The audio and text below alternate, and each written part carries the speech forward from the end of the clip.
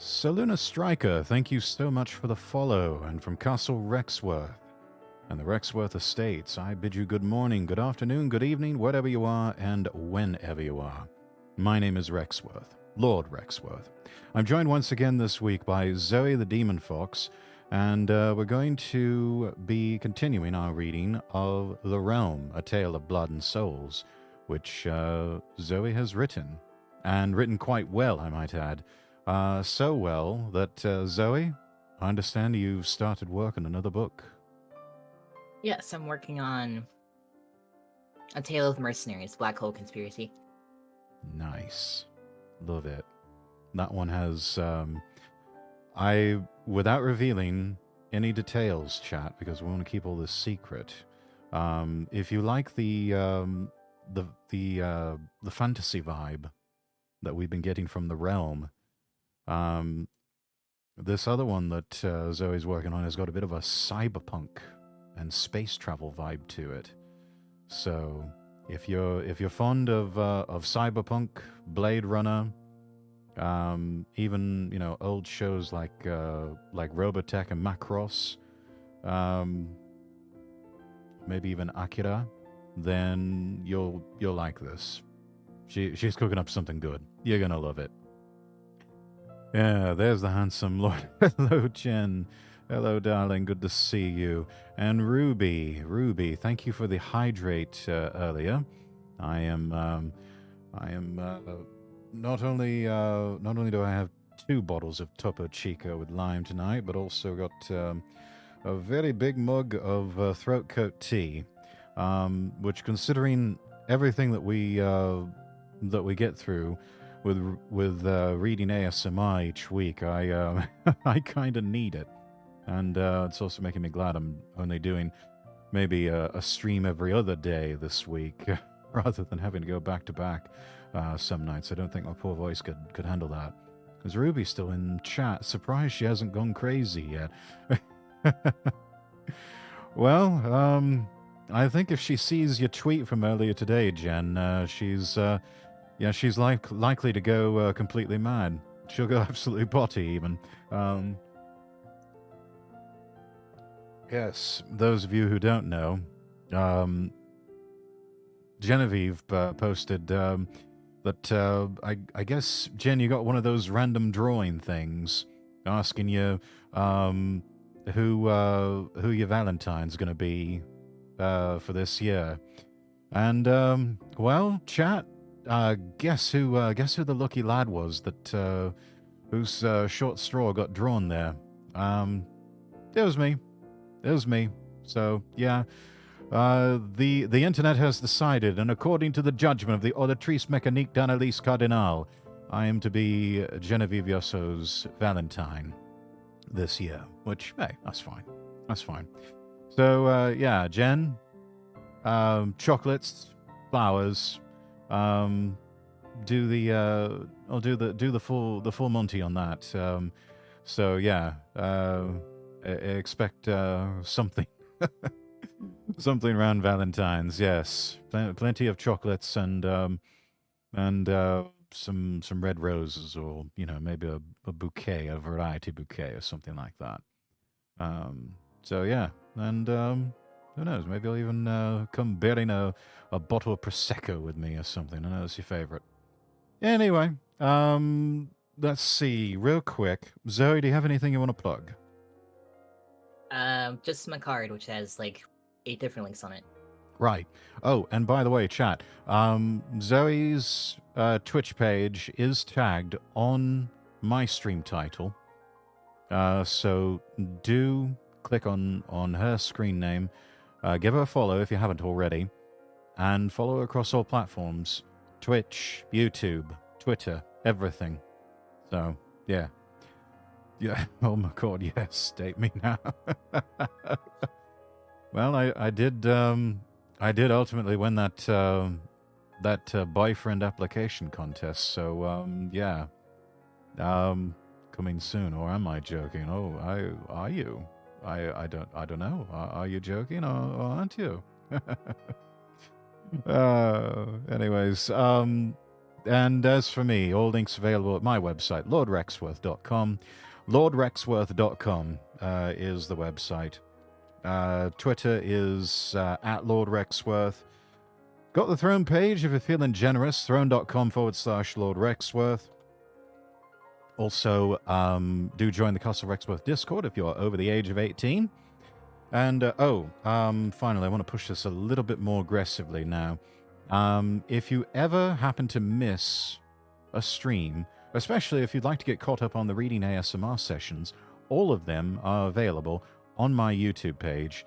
Just search at Lord Rexworth VT or click that link there in chat and subscribe to my YouTube page and tap the notification bell so that you'll know when I post content.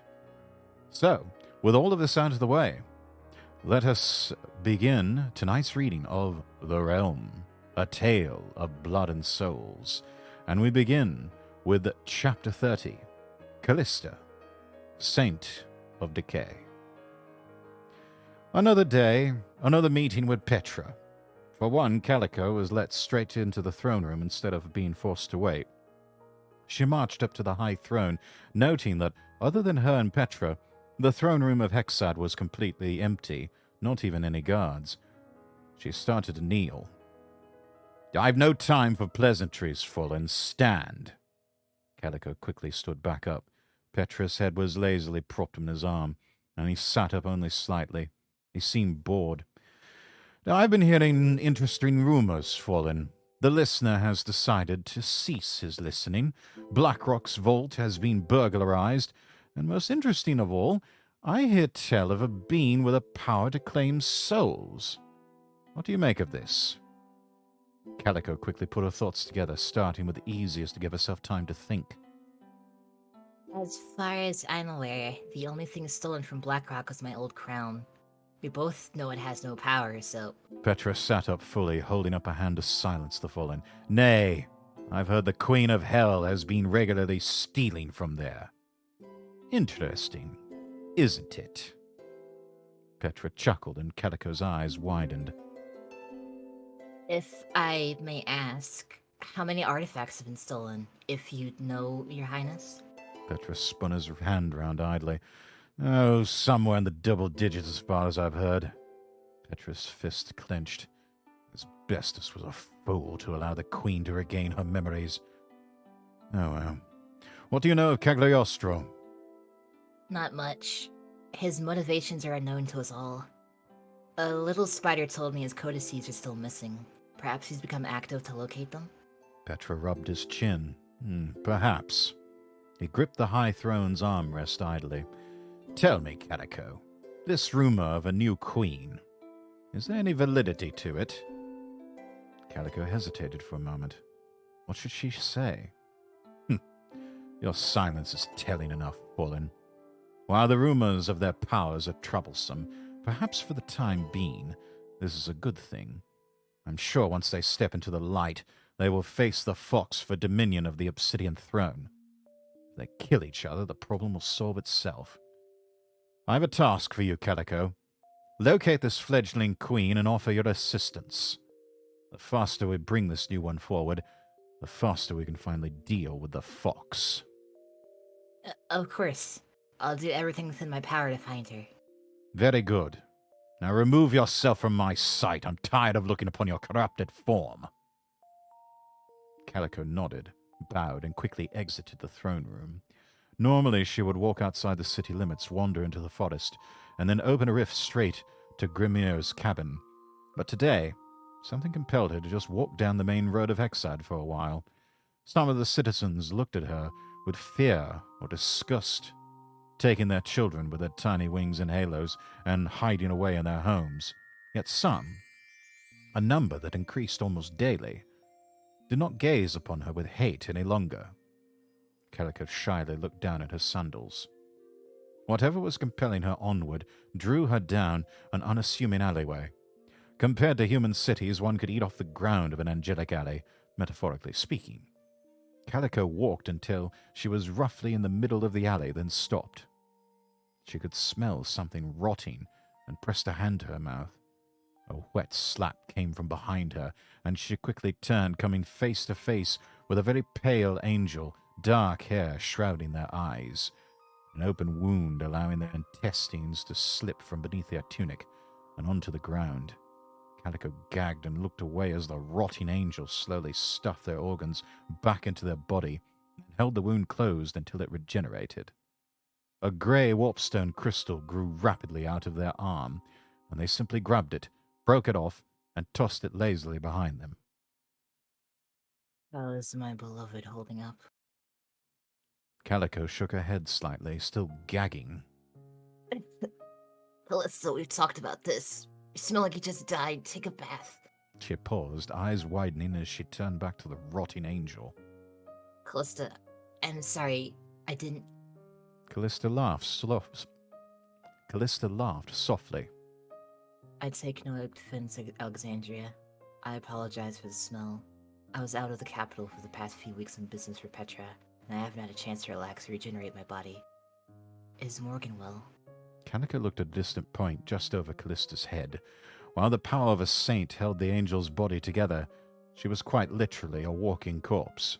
The effects of warp rot had killed her long ago, yet sheer determination for a single goal is what kept her animated. While her decayed form no longer suffered from warp rot, whenever she regenerated, empty grey warpstones would sprout from her body. Despite the decaying smell, which was easily rectified with a simple bath, Callista was by no means an ugly monstrosity.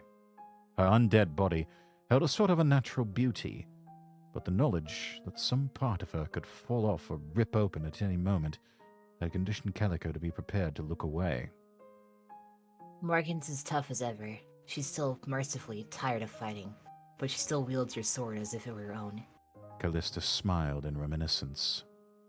Twisted Twilight is what she began calling it, if I recall. Callista crossed her arms and looked down at her feet. I still remember its beautiful silver glow, back when it was still just twilight. Calico looked down slightly to meet Callista's eyes. Why don't you go see her? She took up residence in Moonlight, my old village. Callista sighed and nervously grasped at her arm. You know I can't do that, Alexandria. I don't want her last memory of me to be of what a hideous corpse I've become. Once my mission's complete, though, I hope to see her one last time. You're not hideous, Callie. You're still as beautiful as the day we met, and I'm sure Morgan would say the same. The undead angel's eyes widened for a moment before she smiled a little more. That means a lot to me, Alexandria. Thank you. Calico hesitated for a moment. Was there something else you wanted? You don't normally lure me down an alley like this. Callista nodded. I'd like to request a favor. There is a friend of mine. There are those that wish to bring her harm and are searching for her. Her name is Rias. Calico nodded. I know of Rias. She's known as the Sword Saint. She's an Ascended. One of the first Ascended. Yes. Rias lives amongst the Garanites of Iron Keep. I would like you to find her and take her back to Hell with you. Find her sister and reunite. She deserves to survive. The alley filled with a bloated silence for a moment. Callista sighed at Calico's blank look. Come now, Alex. I've heard the rumors as well as Petra. The new queen in Hell. By the sounds of it, she's of the soul aspect. Though I went left, I'd imagine. I have been fully truthful with you, Alex. In addition to reuniting her with her sister, I'd like you to ask Rias to assist this new queen. It's important. Calico hesitated. That's the wrong color. How do you know all this? Callista smiled sadly. No one pays attention to a dead body, Alex. Callista beat her barely held together wings and flew into the air whilst Calico opened a rift to hell, her mind full to bursting with thoughts. She had a lot to process. Chapter 31. An Unexpected Visit. Ever since Calico and Evelyn had pushed Da Vinci to reunite with Rise, the inventor hadn't left Hell's Gate. Understandably, she'd heard that Asbestos was very angry to lose his only engineer, but Da Vinci had taught Callisto well. The boy wasn't as skilled as her, she was a demon after all, but he did well enough. it was almost like Da Vinci had never left. Together with Rise, Da Vinci had been helping run the Demonsmith shop, and they had spent a late night forging a grand war hammer as a commission for some fallen angel from Molisco. Currently, Da Vinci laid in bed in the small back room dorm connected to Rise's workshop. After a few moments, she sat up slightly, looking to her side. Rise was still snoozing softly, facing the wall. While the inventor still wasn't ready to fully commit to anything, Rise only had the one bed, and neither refused to allow the other to sleep on the floor. Da Vinci carefully slid her legs off the bed and stood up, glancing at a pile of empty bottles in the corner. Some Malta whiskey, some of them various types of demon wine. Da Vinci sighed. Rise, why do you drink so much? The architect responded with a laugh. Huh, I always have. Did you never notice when I used to mentor you? Da Vinci walked over to the small desk by the door and then picked up a backpack and trench coat off the chair, slipping them both on. Jackie, come back. Da Vinci glanced back at the bed, fearing she'd somehow woken up her companion, but Rise was still deeply asleep. The inventor remembered what a human scholar, a disciple of a cousin, had once told her, how if you scream in your dream, you whimper in reality. It made the inventor wonder for a moment, but she quickly shook her head and slipped out of the room into the workshop. There were some finishing touches she had to put on the warhammer. As noon rolled around in the realm of hell, Da Vinci had done some random maintenance to Rise's automated machinery, made several sales, and etched a few runes into some of the magical weapons in the smaller half of the workshop. In her downtime, she dragged a chair into the front of the store and sat behind the counter with her feet up, sketching in her codex. While she'd technically written 3 black books when she was the speaker, the Codex of Machines was technically not finished. It was less a book and more of hundreds of pages of blueprints for new and wondrous devices and improvements for existing ones. Despite only holding blueprints, like all of the 13 codices, it contained its own unique magic, generally allowing Da Vinci to alter her body in various ways, primarily accelerated healing. In the hands of a mortal, the Codex of Machines would allow swift construction of contraptions that could definitely be used in a warlike capacity. One of the reasons she was forced to leave Ferris, to keep it out of King Zacharias' hands. In addition to the Codex of Machines, she had left the Clockwork Compendium, her second codex, with Rise, who had hidden it away but used the intimate knowledge within to try replicating Da Vinci's unique style of inventions. There was a third codex known as the Eternity Code, and it was the first codex the inventor had written. The magic the book held rivaled that of the Dark and 10th Codexes combined, both being Cagliostro's strongest books. Da Vinci had never experimented with it, and after the sacking of the arts, she had tossed it into a river. It lay there in Ferris, right under the Iron King's nose. Da Vinci sighed softly. Maybe it was a good thing asbestos had incidentally alerted the madman to her whereabouts. He'd come for her, and not search his own lands for the Eternity Code. Da Vinci glanced up at the clock on the wall and smirked to herself, counting down from 100. As she hit 0, the workshop door swung open and Rise stepped out, taking a swig from a whiskey bottle before screwing the top back on and dropping it into a rift that opened beneath it. Da Vinci watched the rift close. Technically, lessers could not open rifts. They lacked the power to do so. While there were some, Rise, by state of existence, should not have been able to, being an aspectless demon. Where do you keep getting those? Rise grinned with a bit of drunken defiance, reopening the rift and pulling out an entirely full bottle. My pocket. Rise quickly dropped the bottle back in as the entrance bell jingled. Both of them looked over as Grimnir stomped up to the counter and smiled down at the pair. Rise brushed herself off, and her intoxication seemed to fade instantly. She smiled politely. Mr. Frostbite, it's been too long. How's life in the Blightglades? Grimnir chuckled as he placed a runed, one-handed axe on the counter. Blizzard's runes are getting a tad dull. If it ain't too much trouble, I was wondering if you could, what is the phrase you use? Re-rune. Close enough. The runes haven't fully faded, so it shouldn't take me too long. Come on, Jack. Rise took the axe and headed into the back room. Da Vinci hesitated for a moment before following. Away from Grimnir's eyes, Rise's balance began to suffer, yet she continued onward, walking over to her pile of warpstone and beginning to dig through it. Jack, help me find a cyan warpstone. Da Vinci slipped a codex into her backpack and began digging around as well. Cyan warpstone was not a naturally occurring color, but like a large amount of the crystals here, it was artificially created by Rise. Cyan specifically was simply green warpstone infused with a frost aspect, still weak in other regards, but surprisingly strong in anything related to its infused aspect. A few crystals managed to slide down the pile, out of the storage box, and shattered on the floor from Rise's intoxicated digging. She sighed as she finally pulled out a cyan one. Jackie, could you... The inventor sighed and smiled. Yeah, I got it. With surprising efficiency, Rise soon redrew the axe runes and walked past Da Vinci back into the main store. Da Vinci had not followed, as she had still been cleaning up the mess, but the door had not closed all the way, so she could hear the conversation the two had. "Thank you kindly, Miss Rise. How much?" Rise smiled and bowed her head slightly. On the house, Mr. Frostspike. Just let Alana and Calico know I said hello.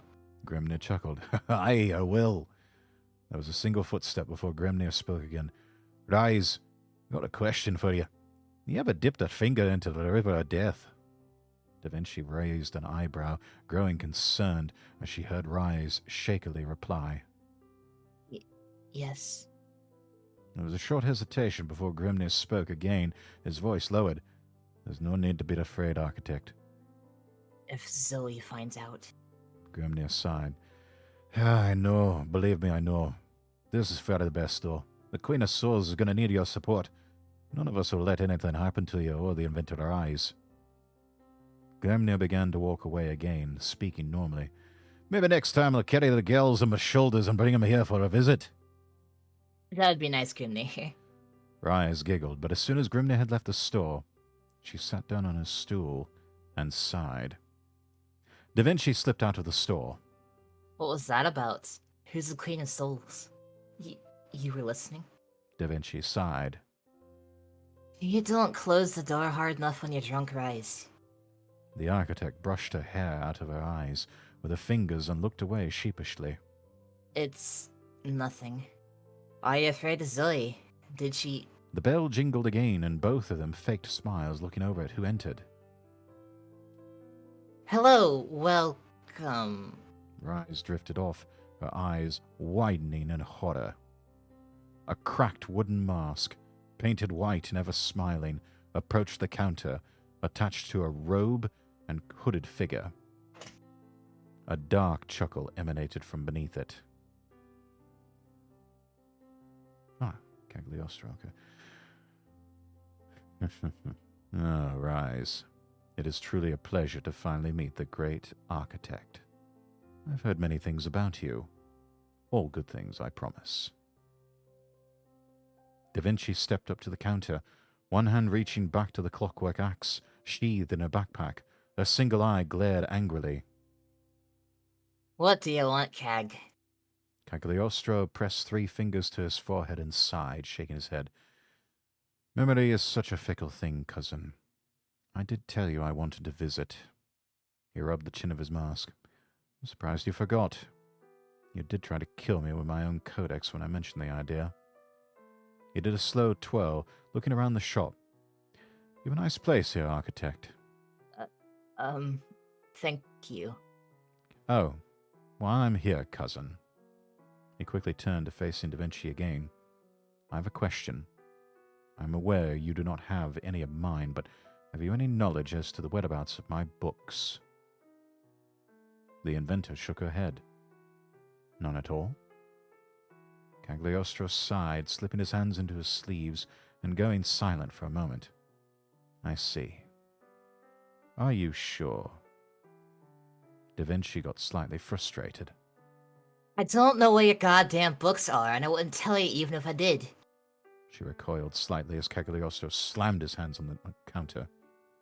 Cousin, I don't care where they are. I care that the former queen does not get their hands on them. In this current moment in time, they could be drowning at the bottom of the ocean or laying in bottomless pits. Da Vinci hesitated, her arm lowering from her axe. She'd never seen Cag like this before. Cagliostro's fists clenched and he lowered his head slightly. Cousin, you and I hate each other. You don't trust me. I could care less about your entire existence, but right now, for both of our sakes, if you come across any of my books, keep them. Rise stood up. Listener, what's going on? Cagliostro let out a hysterical laugh. Quite possibly the worst mistake ever made. The return of the Queen's memories and the repetition of history. I tried to stop her, but she's immune to the Chronodex. Cagliostro turned his mask towards Rise. Inform your precious queen that she should really think about handling the fox. Inform your precious queen that she should really think about handling the fox before it's too late. Cagliostro stood and brushed off his robes. That's all I came here for. Cagliostro hesitated for a moment, reaching up to his mask and starting to take it off, but quickly stopped and sighed. Cousin, architect. He bowed and turned silently, walking back out the door. What the hell is going on? Rise hesitated, then remanifested her whiskey bottle and held it out to Da Vinci. I think it's time you and I had a long talk, Jackie.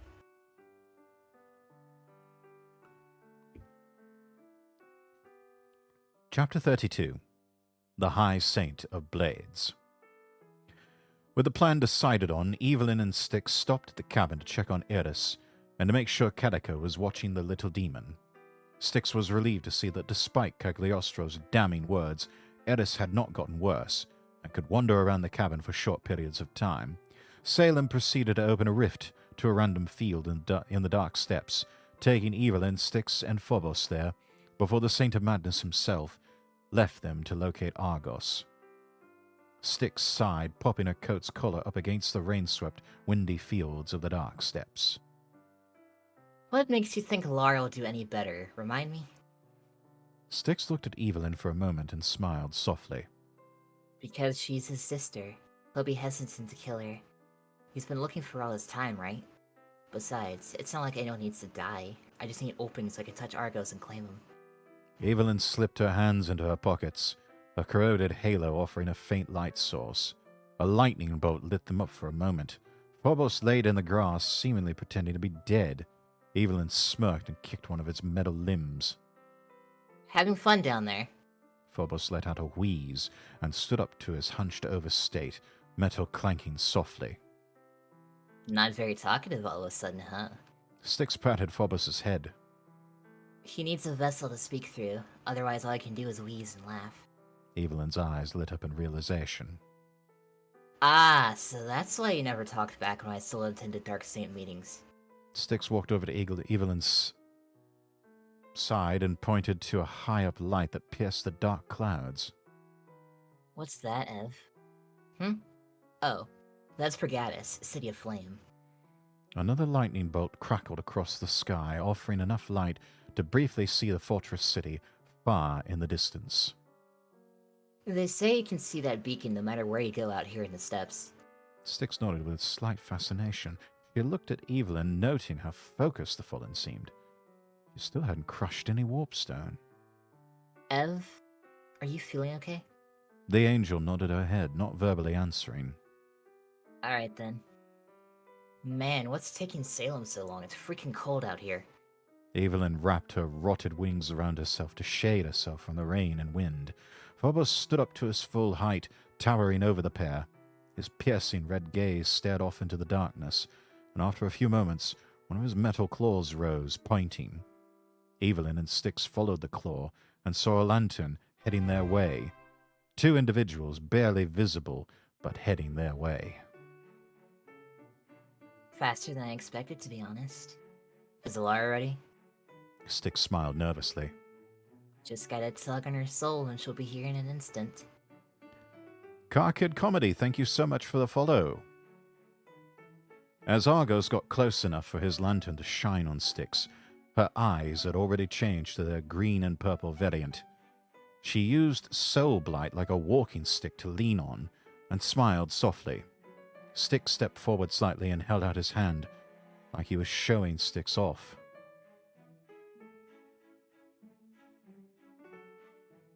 It's Salem. That was Oh. supposed to say Salem. Fuck. Oh, oops.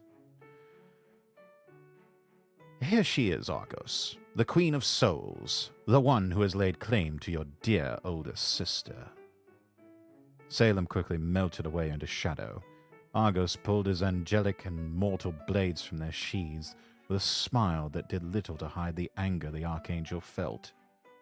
Despite the immaculate state of his armor, the gold reflecting the rain like a mirror, his face was disheveled, and there was fuzz on his normally clean-shaven face.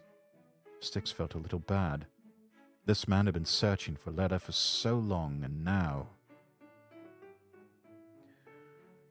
I heard that killing you will free letter from your hold, little demon.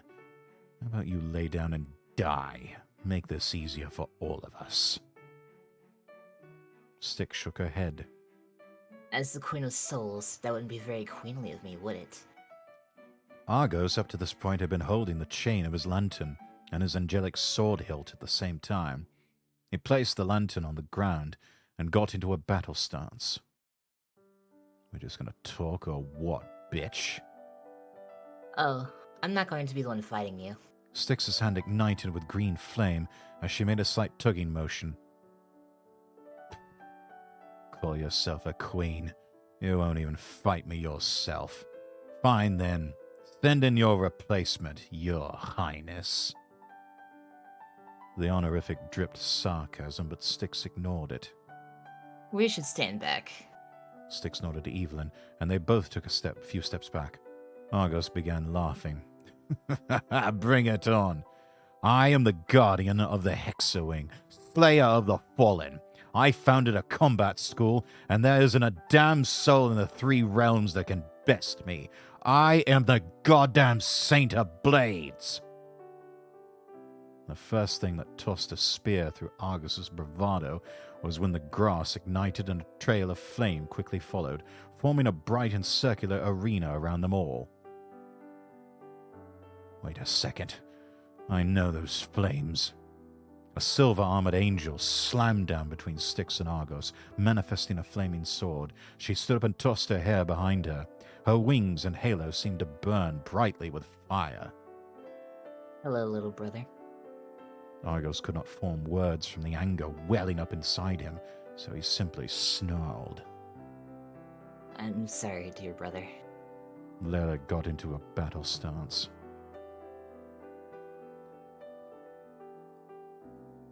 Chapter 33. The flame is snuffed.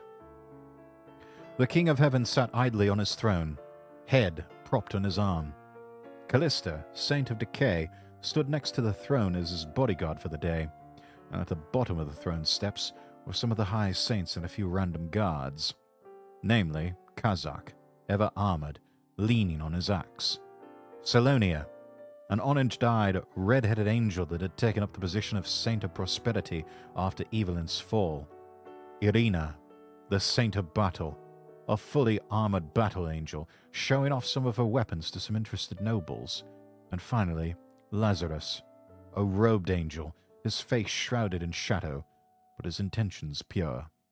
Saint of Retribution, and one of the 2 lawmakers for Petra's kingdom. So many random conversations were going on as a meeting had just concluded. Petra listened in with slight boredom. He sat up slightly. Callista, do you know where Isaac and Argos are? The undead angel thought for a moment, then shook her head slightly. No, Your Grace. I think Isaac went out to look for Argos. If I remember correctly, he'd heard Argos was sighted in the steppes or something. Petra nodded. You make a fine bodyguard, seeing as you're nothing more than a walking corpse, but I must admit, I grow tired of you bleeding on my throne. Callista frowned and opened her mouth to speak, but Petra interrupted. Yes, save me the spiel, Callista. One day you'll kill me, blah, blah, blah. Petra sighed. Oh, but I wouldn't give us some action around here once in a while. Ruling with an iron fist has its downsides. A few moments later, the throne room doors slammed open. One of the guards impaled to one and desperately trying to rip the sword out of his abdomen. All eyes turned to the sight, eyes widening. There was scared mumbling from the nobles. Guards began to gather and move towards the door when the red flash blinded everyone present. In only a few seconds, the throne room was filled with screams and sickening splashes of blood. When sight returned, every guard and noble was dead, leaving only the high saints still standing, their weapons drawn. Petra stood up. "What is the meaning of this?" Clappings came from the doors. A fox-eared demon grinned sadistically before reaching up and effortlessly pulling her sword out the door, impaled guard. Whispers circulated amongst the high saints. Irina manifested a sword and ornate great shield and stepped forward in front of Kazakh, who brandished his axe. "Are you insane, Zoe?" The Queen of Hell laughed loudly. Maybe a little. Come on, Petra. Weren't you just asking for a little fun? I'm bored too, you know. Lazarus stepped forward, holding out his sword, brandishing it towards the Hell Queen. "Leave. Now." Zoe pouted. Aw, Lazzy, you're so grown up now. The last time I saw you, you were, well, you didn't wear a robe, that's for sure. Petra took a step forward, manifesting a two-handed greatsword. "Fox, remove yourself from my throne room before I strike you down where you stand." Callista hesitated. Her ultimate goal could be completed right here and now. But she gripped Petra's arm and pushed him behind her, brandishing her blade. You can't fight all of us, Fox. Zoe winked, manifesting Hellbringer in her other hand. You think I can't? Lazzy, children shouldn't play with swords. Put it down before you cut off someone's head. Lazarus. "I will not be disrespected by the likes of you, demon." Lazarus lunged forward. He was quickly sidestepped, both of Zoe's blades slicing across his back, forcing him to arch backwards. And as he fell, Misery's end cleaved downward and sliced off his head. Blood began to pool rapidly on the floor, and Zoe giggled. I did warn him. There was utter silence for a few moments. You know, Petra, normally I wouldn't do this, but I noticed Argos is preoccupied, and... She started giggling louder. It sounded more unhinged. Listen. She turned to face the stunned survivors, shouldering Misery's end and pointing Hellbringer's jagged tip towards them. The blood's gotta flow. I don't care where it comes from, as long as it flows.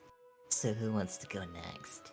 As Styx had predicted, Argos was hesitant to strike down Leda, and not to mention, despite his transgressions against the Fallen in his anger, he had had many times to strike down Styx but continued to face Leda. The Watcher had to give him that, at least. He was honorable to an extent. One difference between the two was that Leda fought as if it were life or death, whilst Argos seemed desperate to create an opening with which to restrain his sibling. Their fighting had taken them all round the fiery arena to the point that Phobos and Evelyn had stepped outside the ring, but remained nearby Styx, who refused to step out. Partially due to the fact she was cold and she liked the warmth of the arena's flames at her back, but partially because, as a queen, she felt she was obligated to stand there. She had started to hold Soul Blight in front of her, in case of rogue swings. Salem had returned at some point, holding a different lantern, and stood at the other side of the arena. He seemed utterly disinterested, as if he already knew who would win. And Styx smirked a little, remembering his words about seeing all possible outcomes so nothing would be surprising. After a while, Argos seemed to be gaining the upper hand, only to lose it again as Leda utilized her powers and the flames of her sword blazed brighter. Concerningly, however, Argus's attempts to disarm Leda became bolder and bolder, and his tolerance to the flame became stronger and stronger. Styx came to a startling realization after watching Argus's attempt to punch the flaming sword with his own hilt. Argus used his left hand and the mortal blade in it to stave off Leda's attacks, constantly reaching forward to disarm with his right. He was killing the nerves in his hand. Eventually, the fire would cease to bother him. Leda seemed to realize this as well and began fighting more fiercely. Brother, neither of us have to die here. Obey the will of the Queen of Souls. She's been nothing but kind to me. I've lived amongst the fallen and... Something seemed to shift in the Saint of Blades, and his aggression ramped up in intensity, driving Leda towards the edge of the ring. Styx, I got a bad feeling. You should have died from your wounds, Leda. There was so much raw emotion in Argus's yell. Styx felt her heart beat faster. She could feel the end of the fight approaching. And look at you now, associated with those fallen mongrels, eating demons. Leda attempted to block a sword swing, but as she locked blades with one, the other's flat, slammed against her hand, knocking her sword from her grip. She flapped her wings hard, sending a wave of flame against Argus, but he shielded himself with his arms and marched forward through it. Another sword swing took her leg, and the pain caused her to fall to the ground, screaming. She bit her lip hard enough to draw blood and reached up pleadingly. A tear rolled down Argus's cheek. You were destined to die, Leda. So please, go peacefully into the River of Souls. Argus, wait, please. Argus made the death as quick as possible, impaling his mortal blade straight through her heart. The flames of the arena snuffed out suddenly. Salem melted into the shadows, leaving the original trio behind. Even with their demonic sight, for some reason Argus's halo had stopped glowing, and no one could see him anymore in the dark. Where did he go? Styx backed up until she felt one of Evelyn's rotted wings against her back. Phobos stood between the two, watching the other angle. So much for your plan, Styx. I didn't think he'd snap like that. That damned angel with the artificial wing took her from me the first time. Styx whirled around towards where she heard the voice. Her mismatched eyes still could not see anything. The rain pelting her face and the wind blowing her hair into her eyes was not helping. A lightning bolt lit up the sky, and finally they saw him, seemingly pacing circles slowly around them. I had resigned myself to the fact that her wounds were dire. I resolved to be by her side in her final moments. Another bolt, revealing he was closer now, still pacing in circles. Phobos's metal limbs creaked as he lurched to the side and stepped in front of Styx to protect her. Evelyn manifested Pox, gripping its organic hilt tightly, watching us their six. When I heard she was missing, I was devastated. I abandoned my duties as the Saint of Blades and as a bodyguard to my Lord Petra to search for her. I bumped into that dwarf bastard whilst I searched hell. He told me the reality of the situation. I had already suspected. I'd heard the rumors. The assassin. The demon I hired was ordered to find the bitch that took my sister. Argus chuckled darkly as another lightning bolt revealed him now standing and facing them, a sword in either hand.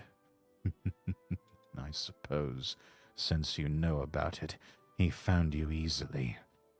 Seems the denizens of hell are more informed about you than us angels. Phobos swung a metal claw into the darkness, and sparks flew as the claw was deflected off a sword blade. A follow-up swing slaughtered only the shadows, as there was no longer anyone there. Evelyn shivered, hearing the voice almost in her ear. I was told that killing the Queen of Souls was the only way to get my sister back. Evelyn swung wildly, but another lightning bolt lit up the dark sky. Argos was nowhere to be seen. Styx shivered. Evelyn, open rift back to hell. We have to leave. Now. Evelyn hesitated. Something was wrong. Evelyn? You know, I came to realize something, Queen of Souls. She called you kind. You seek to rule hell, but you are no better than X. What sort of just ruler forces their siblings to kill each other? Phobos? The demonic puppet looked toward Lada's corpse, and Styx mentally facepalmed. It somehow lost his skull before coming here, and without a head, he could not speak, which meant he could not open a rift. Carkid Comedy, thank you for the hydrate.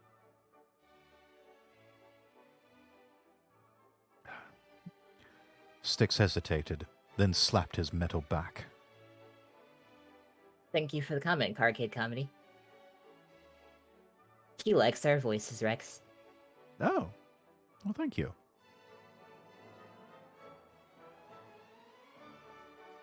Also, thank you for the stretch, Cassie. Thank you for the Tier 1 subscription, Jarsky. Welcome back to Club Packs. Enjoy the discounts on drinks.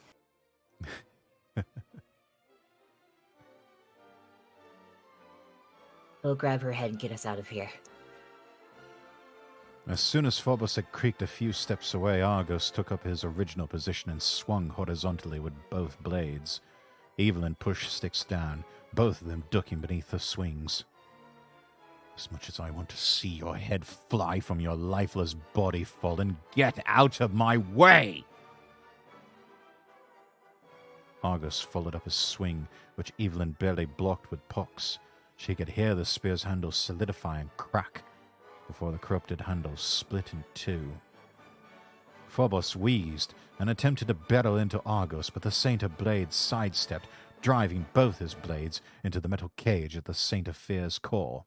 As an unholy screech echoed across the fields, Argos used the momentum to guide Phobos in a circle and slam him into Evelyn, who had just managed to stand up and regenerate her spear's handle. With both of them down, Argos turned to Styx. The Watcher frantically got to her feet and looked round. They should have had this fight next to a river or a lake. She could have summoned her ferry.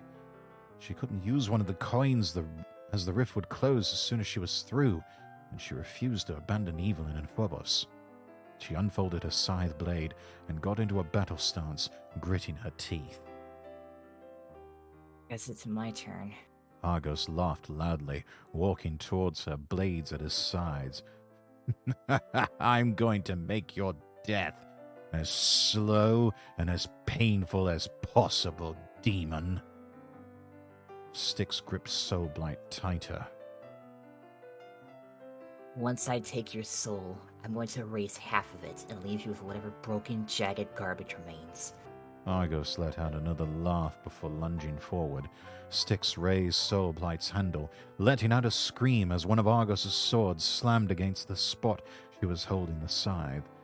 As the scythe fell from her grip, Argos let loose a follow-up swing, severing Styx's arm, and another blow impaled Styx through the stomach. Argos kicked her off the blade, where she gasped in pain, grasping her abdomen wound. The Saint of Blades folded his blades across each other and pressed them to the sides of Styx's neck like scissors. What was that about erasing my soul? Styx's mismatched eyes stared defiantly.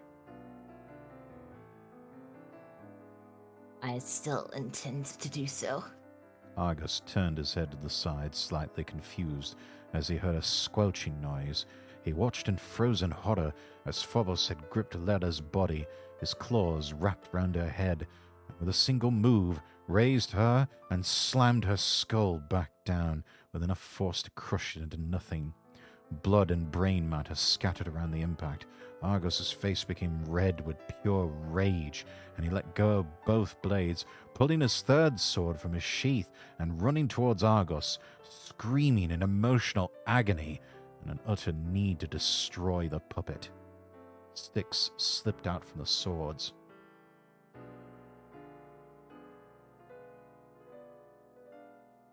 Oh boy, my favorite part, trying to pronounce Icelandic. Oh no, that's you. That's Salem. Oh, okay. Flossen Uganga. You little shit! There's Sticks one for felt the highlight someone. reel. Styx felt someone grab her and shove her through the newly opened rift. The last thing she saw was Salem's sword, the maddening blade, sparking as it deflected a blow from Argos. The last thing she heard was Phobos's maniacal, wheezing laughter. She was falling. Falling. Falling. Chasing a crown she would never see.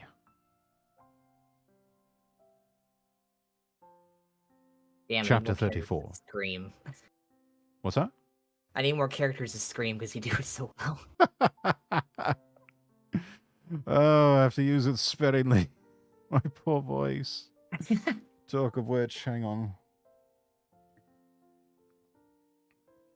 Need to have another sip of my tea. Look, Cassie, I translated that Icelandic back and forth. It does make sense. I know what it says. I just can't pronounce it.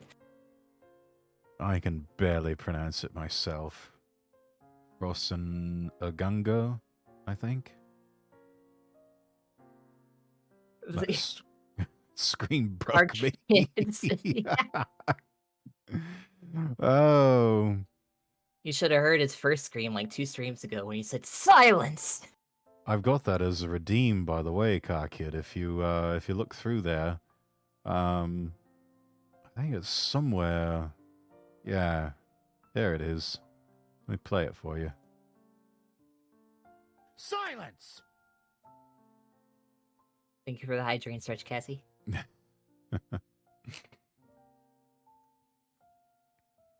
And the aria.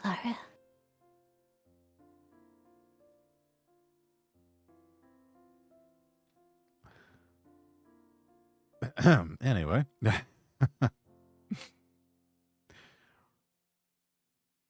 Remind me not to put my ear to my spear. Oh no, I'm sorry, Car Kid.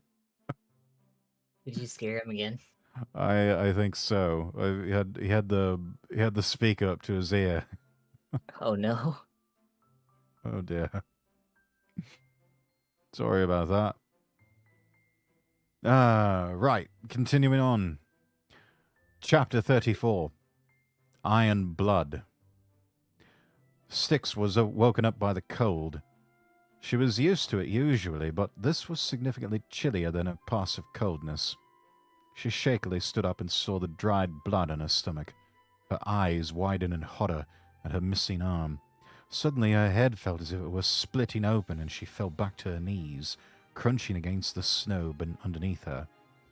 The soul flame ignited from her stump and started to form an outline of an arm. The headache intensified for a moment, and Styx gripped her chest, groaning in pain as her arm began to rapidly reconstitute flesh and bone. After only a few seconds, her arm was back. Her power had also sealed the stab wound in her stomach and burned the bloodstain out of her trench coat, cauterizing the clothing back together. Somehow.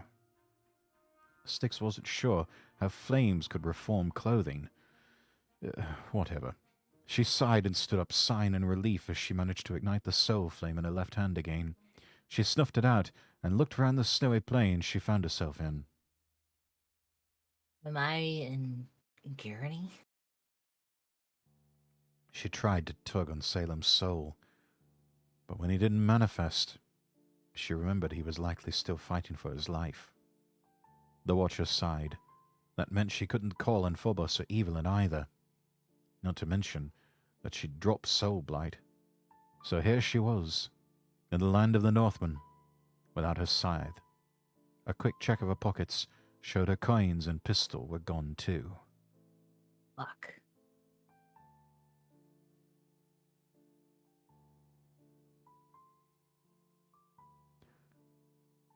Right, what's this then, boys? Don't look like any monster I've ever seen. Styx gasped and whirled around. Somehow she'd been snuck up on. There were 4 roughly 7 foot tall, axe-toting men in front of her. Yep. This was Garani. The first one that had spoken wore leather pants with a fur-lined cape. His chest bare, showing his chiseled muscles. His black beard went down nearly to his abs and was braided with a ruined ring at the bottom. He hefted a sword, chuckling. The one next to him was fully armored, their silver beard still sticking out beneath their helmet. The armored one wielded a 2-handed great axe and took a step closer, looking down at Styx. It's got animal ears. Demon. The other 2 were dressed similarly to the first, although with chainmail tunics. She's got pretty eyes. The last one chuckled darkly. Last beastie I saw with any eyes at all had hundreds of them. Styx laughed nervously. I'll just be going. The armored one reached out and grasped Styx's shoulder harshly. You're coming with us. Cause will decide what to do. He went silent suddenly as Styx furrowed her brow and gripped his gauntlet tightly. Her hand ignited, and the soul flame's power penetrated the armor, claiming the soul of the Gedanite within. Hymir. Disarm as many as you can. With an unexpected movement, the Gedanite known as Hymir roared, and with a mighty cleave swung his axe round toward his companions. The first's head was knocked from their shoulders, but the next 2 managed to raise their weapons. Hymir proved to be quite strong, as the 2 Gedanites were floored into the snow. Styx quickly ran over and gripped some part of them in turn, claiming their souls as well. She stood up and sighed in relief, then picked up the sword from the dead Gedanite. Minimite steel. Didn't know you guys raided that far.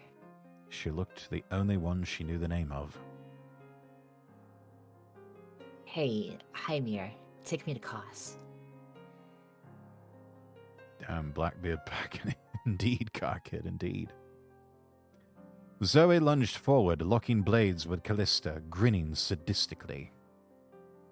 Get out of the way, stupid zombie, or I'll bury you 6 feet under the rubble of this fucking castle. Hexad was on high alert, and after Lazarus had been killed, the remaining High Saints had become much more cautious, working together to stay alive. After a while, Petra demanded they leave and evacuate the city. The prospect of killing Petra was too sweet to pass up, and so Zoe had let the High Saints flee.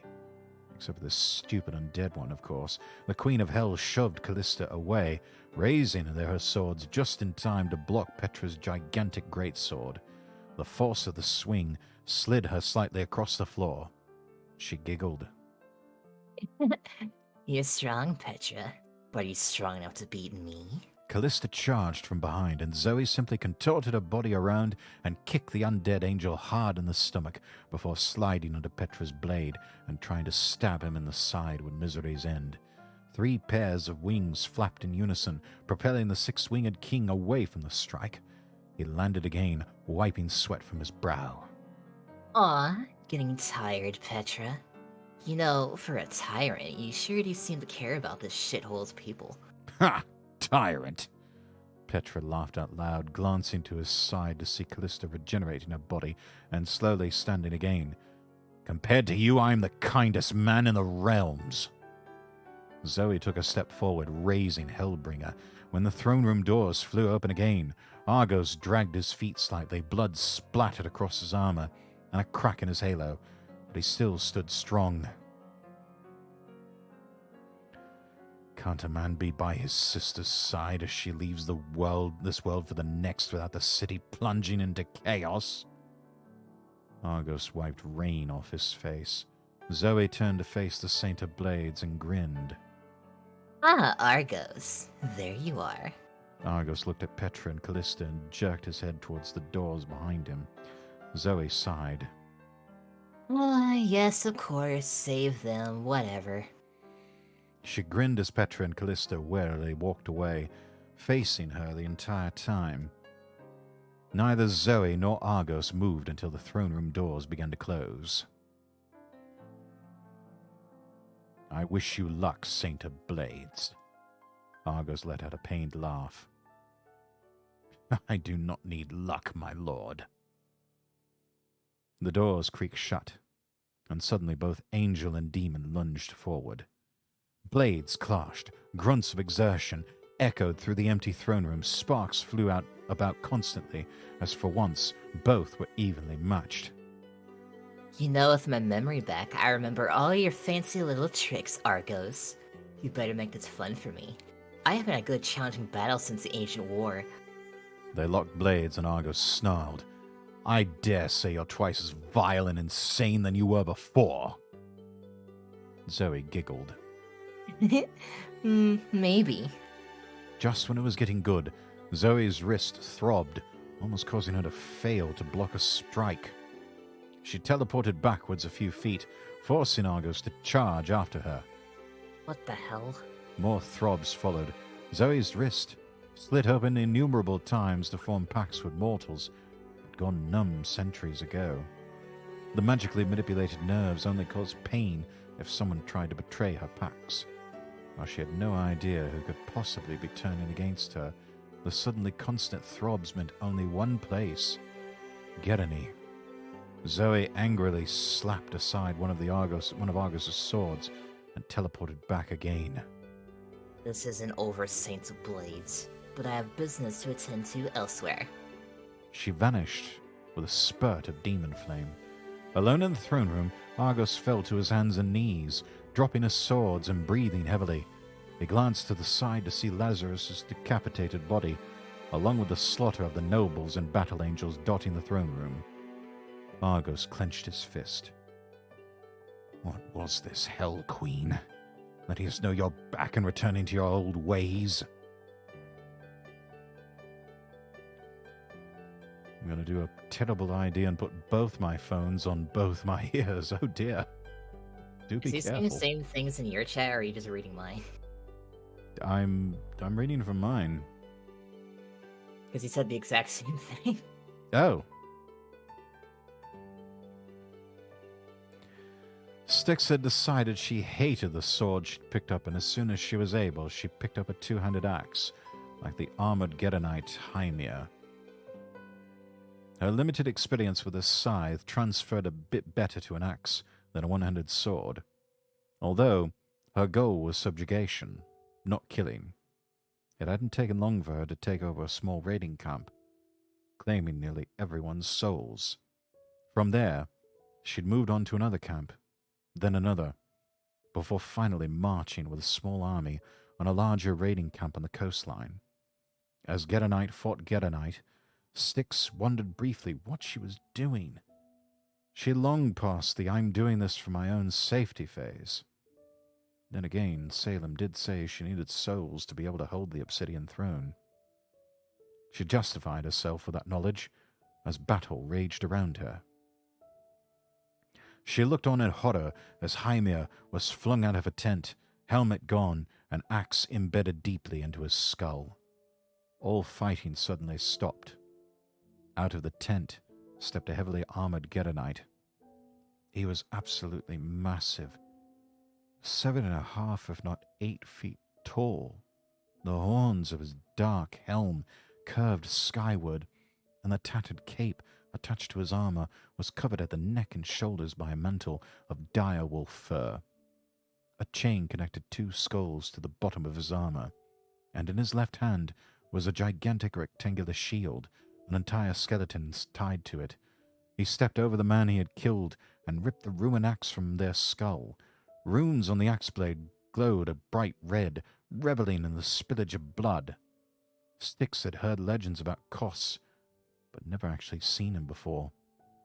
But seeing this man now, there was no doubt this was Kos the Fell-Handed, champion of Gerani, chosen of the Saint of Blood.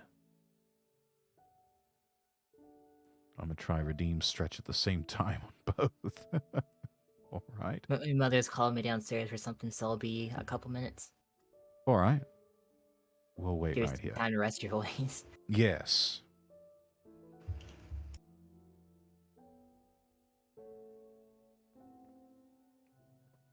Hmm.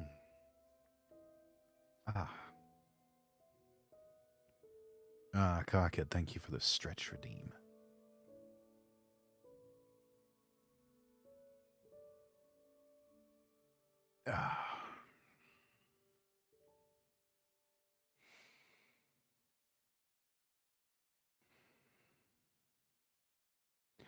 Right, let's take a moment here. If you haven't already, do make sure that you're following both of us across both platforms. Zoe the Demon Fox's Twitch is tagged in the stream title on my side. I do believe she's also tagged my name. Do give us both a follow if you haven't already. And also make sure that you follow us across all platforms. We both have YouTube pages. Do make sure that you tap the subscribe button on that. And click the bell to enable all notifications. That way you'll know whenever we post a YouTube video. Mostly our VODs, but that's another thing. If you missed any part of tonight's stream, or any part of our other readings of The Realm, A Tale of Blood and Souls, you're always welcome to go back and watch them on my YouTube page. In fact, let me put that in chat. Link to my YouTube page is available right there, youtube.com/@LordRexworthVT. That's Lord Rexworth VT. Tap the subscribe button, click the bell to enable all notifications, and do make sure to give my videos a like as it helps me with the algorithm. Do the same for Zoe's, it'll help her with the algorithm as well. Also make sure that you're following us on Twitter. Twitter.com/Lord Rexworth, and for Zoe it's twitter.com/Zoe the Demon Fox.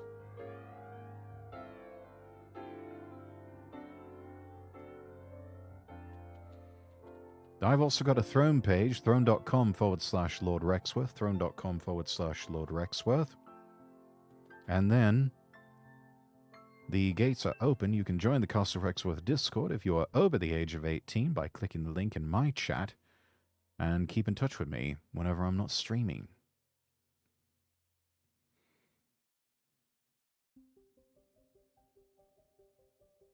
I'm also a member of a group called Project Astadia. You may see the watermark there on the top left-hand corner of my my presentation there. Project Astadia is a VTuber group. We help support each other as we grow as streamers.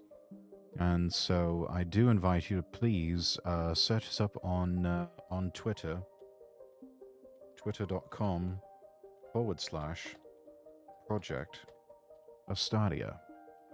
Twitter.com/Project Astadia. Please give them a follow on Twitter. Keep up to date with us. New website is going to be launching soon, and that will have all of my information along with information about all of my fellow genmates and colleagues there at Project Astadia. So do make sure that you keep in touch with the entire group. They do have another collab coming up on Saturday morning at 10 a.m. Eastern with our UK and EU crew as they play Party Animals.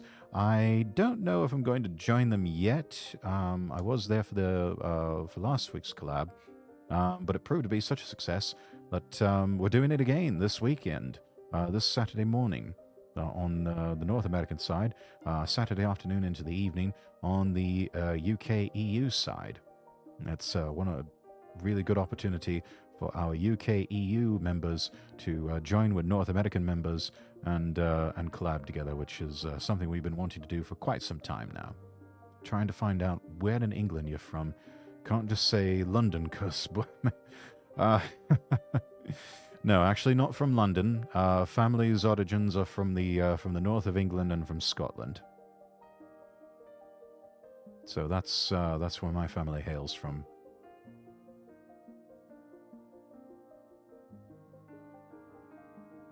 War? Yeah, that's true. I'm actually a descendant of Highlanders.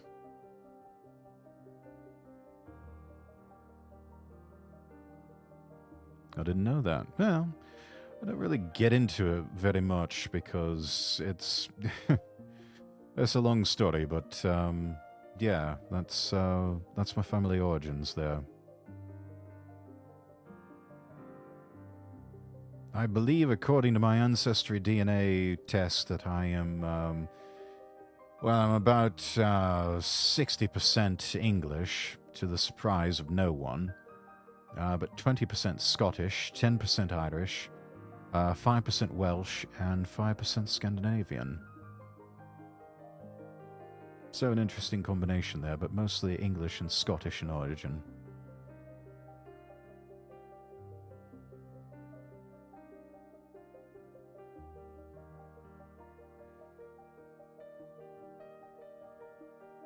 Not bad, thank you.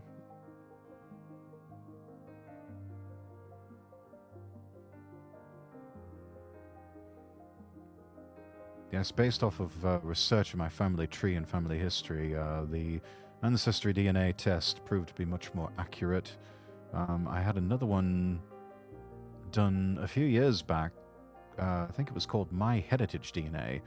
That was completely and totally off. It was showing me as only 1/4 English and then 1/4 Iberian, which is like Spanish and Portuguese, and then half Scandinavian. It was completely and totally off in the percentages. I hail from Manchester. Oh, very nice.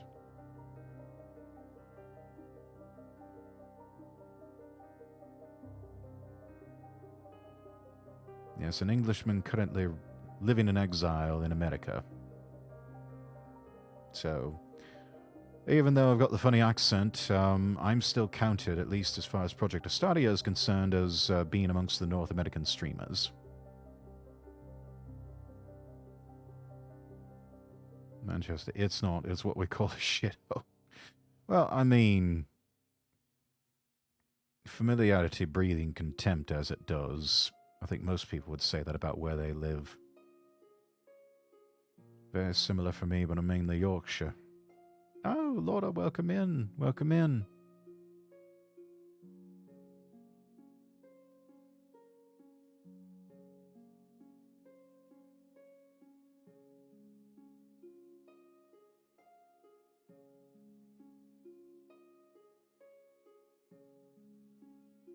Good to see you. Good to see you.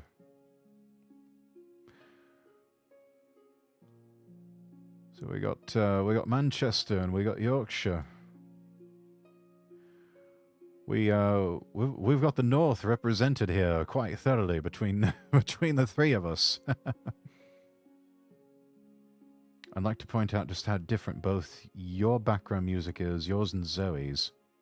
Yeah, I tend to go for a classical playlist. Most streams, especially if I'm going to be doing some reading ASMR. Occasionally, however, I will mix up and do a jazz stream. I think given the stream, the theme of the overall look and feel of my stream setup here, of being here in the library at Castle Rexworth, it's just more appropriate, I think. Yeah. This was a very lovely, stream theme that was suggested to me by a friend of mine, Lorelei Chow, who found it on an Etsy shop somewhere, and the price was just practically a steal. And I was just like, oh my gosh, that looks so good! I have to have it. So I have had this for, gosh, I'm trying to remember when I did get this. Must have been, oh, I don't know. Going on 6 months now, I think I've had this theme. But it served me rather well. My library is under my bed and a maximum of 3 books, oh dear.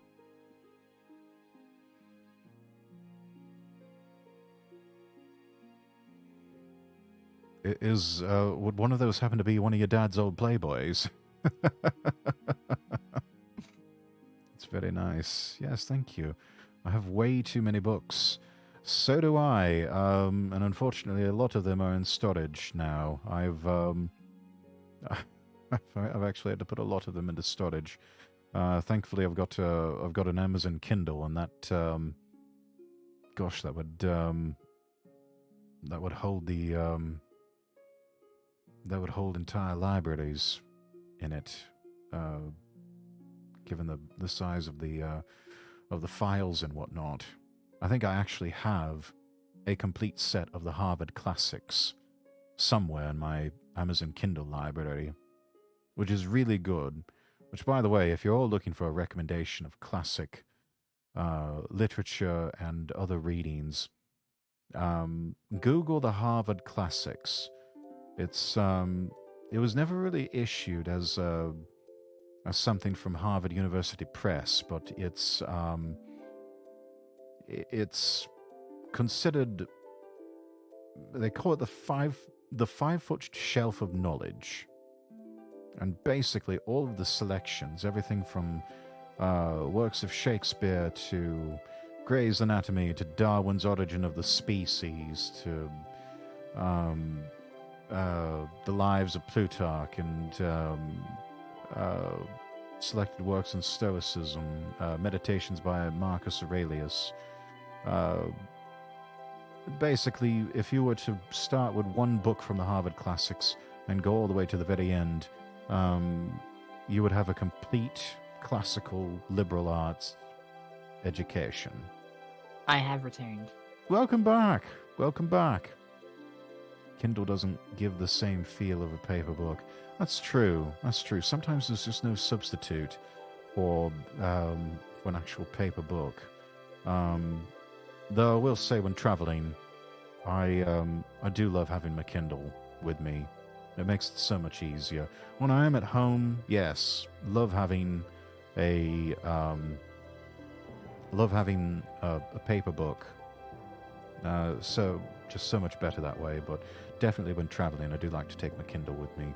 That way I've got plenty to choose from to read. Right, so, let me see. I think I see where we were at. Don't know anything about books. I know they're made from trees, contain a shed load of knowledge. That's a fairly accurate description there, I'd say, yeah. I did just recently acquire for my Kindle, because it's becoming nigh on impossible to find an unabridged paper copy, but I do have a copy of the History of the English-Speaking Peoples by Winston Churchill. I'd really like to get into that sometime fairly soon. Good read, and still considered by many historians to be the definitive history of Britain.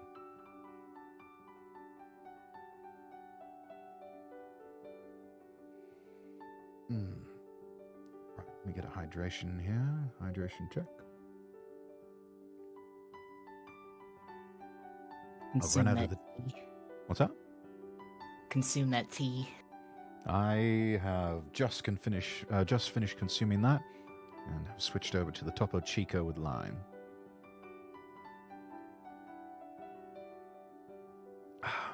All right, shall we continue? Yes. Why must I have college? Well, you don't necessarily have to have it, but I don't know. Sometimes it. I know I didn't go to college because it was debt.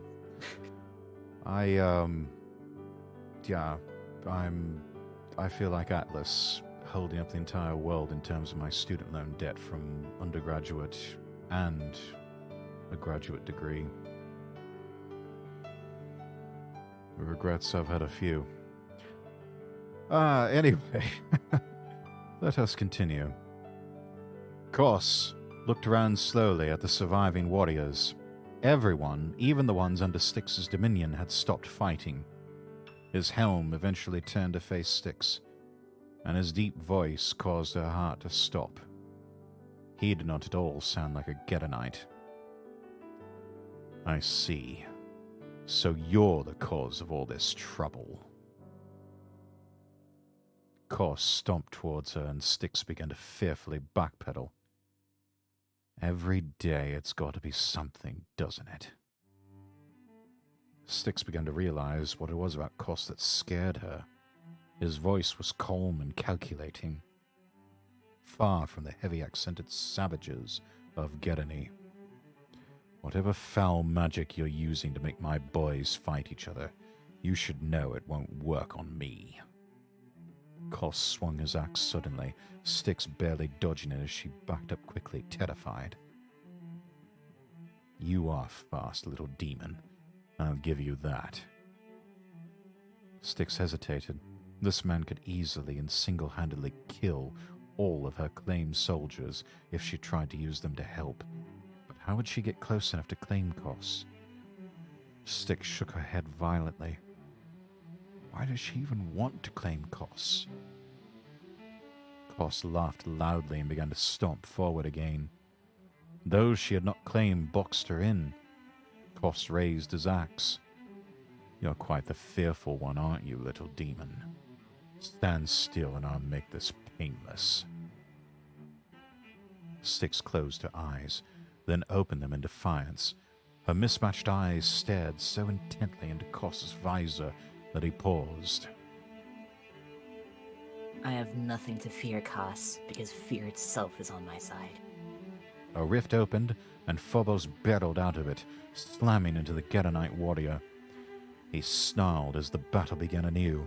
With Kos distracted, Styx quickly began running around, claiming as many Geronites as she could, slowly turning the entire camp to her side.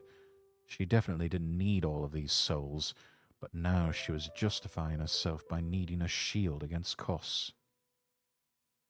As she turned to check on Phobos, everything fell silent as the battle stopped suddenly again. She sighed. What is it this time? Pure horror struck her as she noted that all of those she hadn't claimed yet were kneeling towards a fox-eared figure. Phobos and the claimed raiders stood uncertainly. Zoe looked around in confusion, not yet registering Styx or Phobos' presence. Kos, I was in the middle of something, so why the fuck are everyone killing each other? She held up her arm. My wrist keeps throbbing. I'm losing a lot of packs. I thought you idiots were united under Olaf. All eyes turned to Kos, who was basically the highest ranked, a leader amongst this camp. He stood up slowly. I, blooded one. Kos paused, looking towards Styx. Foul magic found its way to our lands. Kos uncharacteristically grew silent as Zoe turned, eyes widening at Styx's form.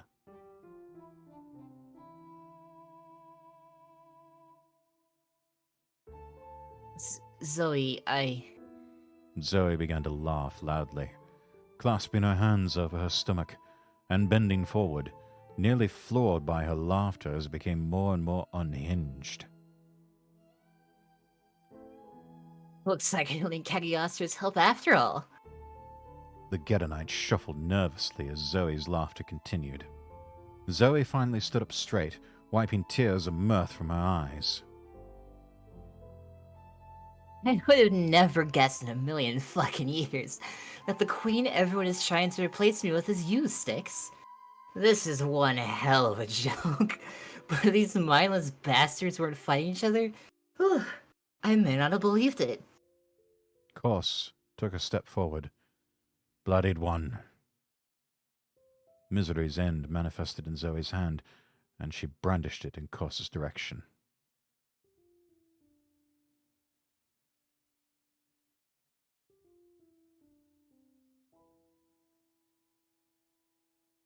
I keep losing my place because people keep bothering me. Shut the fuck up. The queen is not speaking to you right now, mortal. Zoe started to laugh a bit again.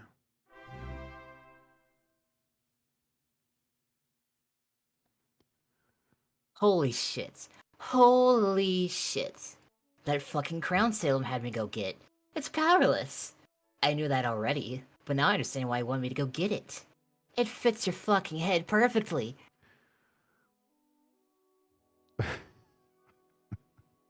I can't help but laugh at this username. I'm sorry. Sucking Tom Cruise's toes. Thank you so much for the follow. Anyway, Phobos melted into the shadows, crawling back out next to Styx, wheezing softly.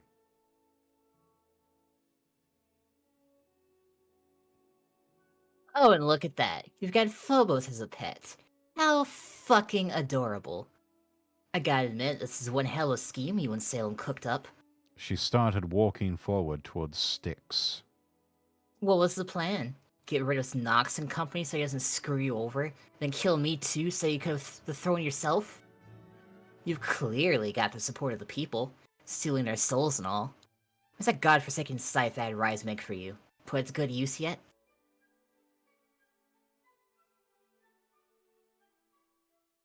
Zoe, shut up. Zoe manifested Hellbringer as well.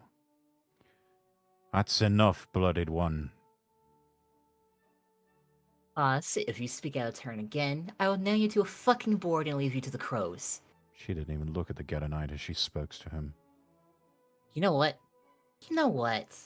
Talk, Styx. Try and convince me why you'd make a better ruler than I. Zoe impaled both of her swords into the snow and crossed her arms, unable to stand still as she leaned forward and back constantly. Come on, give me a reason. One reason. Styx hesitated, gasping as a Getanite she hadn't claimed walked over to her side, axe brandished in one hand, patting Styx on the head with the other hand. Don't think we need that explanation. I can already see the reasoning right in front of me. Within a few seconds, Zoe picked up Misery's end, spun around, and tossed it like a spear, impaling the Getanite through the skull. Blood splattered across Phobos, who quickly moved to protect Styx. The Watcher hesitated, as roars of disbelief and insults flooded from all the Getanites. Enough. At Styx's call, they all fell silent again. Salem was right. You really aren't fit to rule hell. Styx grew braver as she spoke, beginning to address the camp as a whole. I was chosen to rule in your place because Salem saw potential in me. I claim the souls of these men, but they have free will, and I can release them again at any time. I wanted them to disarm as much as possible, not kill each other. Styx pressed a fist to her chest. I don't even want to rule, but a scholar, a dead soul in my river, told me long ago that those who don't want to rule turn out to be the best rulers. I don't seek power, I just want the people to be happy. Zoe started to grin and began laughing again. The laughter sounded extremely insane and unhinged. Make the people happy? You've got a lot to learn about ruling a fucking kingdom. It's not so simple as make the people happy. What are you, some fucking peace activist? Zoe picked up Hellbringer. No one is replacing me. Especially not you, Watcher. The Obsidian Throne will not be marred by someone of your status. Several things happened at once. Zoe seemed about to teleport, causing Phobos to move himself in front of Styx. But at the same moment, Koss's axe swung downward.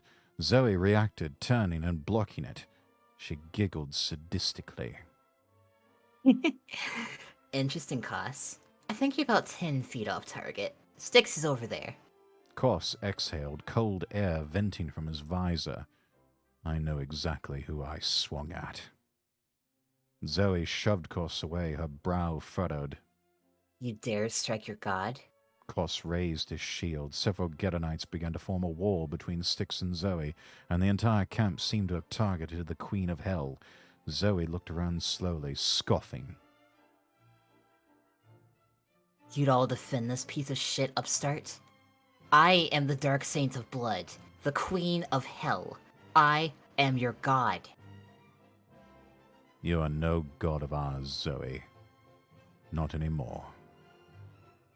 Zoe turned back to Koss, eyes widening that he had used her actual name.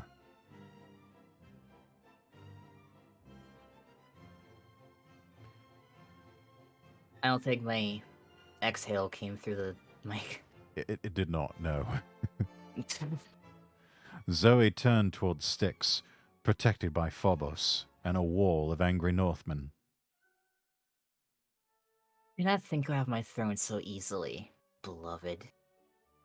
Zoe vanished in a spurt of demonic flame. Silence filled the camp. A deafening silence. Chapter 35. Icy Wrath.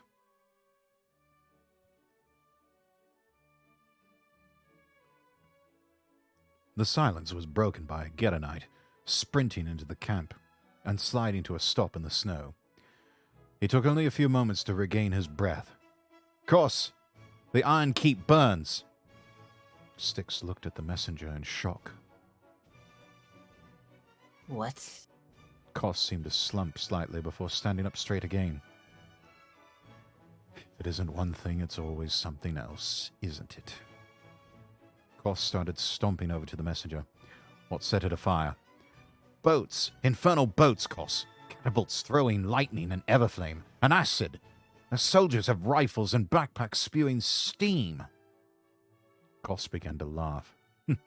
So Ferris has finally come knocking. Whatever they want with our frosty homeland, they will come to find Gedani is not so accepting of visitors. Kos turned to the camp. Ride for Iron Keep. It is time for a slaughter. Kos glanced at Styx for a moment. We shall spill their blood and send their souls to the river of death. Styx jolted slightly. It seemed like they'd switched alliance to her after Zoe's less than acceptable display. All of the Gedonites, even the claimed ones, began to yell battle cries, gathering weapons and supplies, and beginning their march across the frost-coated land. Styx hesitated for a moment, then ran over to Kos. Kos, I want to help, if you'll allow me to. The 8-foot-tall warrior chuckled. I wouldn't have it any other way. So, Queen. Phobos severed the head of a Gedonite corpse and opened a rift to Iron Keep. Another rift opened next to him and soul blight fell out of it. Phobos picked it up and held it out to Styx, who grabbed it and nodded in thanks. Kos, we'll go ahead to Iron Keep. I think it'd be wise if you alert the other clans. The warrior scoffed. There are messengers for that. We will meet you at Iron Keep, Soul Queen. Styx nodded.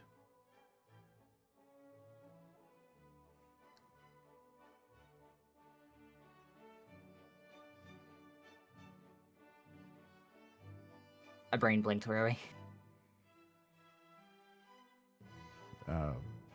Good luck, come on, Phobos. Yeah. Good luck. Come on, Phobos. She and the Saint of Fear stepped through the rift. Iron Keep was the largest settlement in the entirety of Gedani, and one of the only bits of the old culture that remained before the land became frozen. A walled castle, partially eroded with its very barriers crumbling, sat at the rear of the savage city, a silent protector for the various wooden homes of the settlement itself. Iron Keep was also situated on the coastline, and boasted the largest dockyard in all of the frozen north. The rift that Styx and Phobos took spat them out within the castle itself, in an antechamber with many grisly trophies hanging from the walls and ceiling and dried blood coating the cobblestone floor. The keep shuddered in its foundation as faint booms echoed inside. Styx was distracted for a few moments before realizing she could hear combat. Nearby them, Deimos, the Saint of Wrath, fought a short, white-haired girl with blood-red eyes. The Dark Saint was also facing Calico, easily holding them both off with a flaming halberd. Styx hesitated.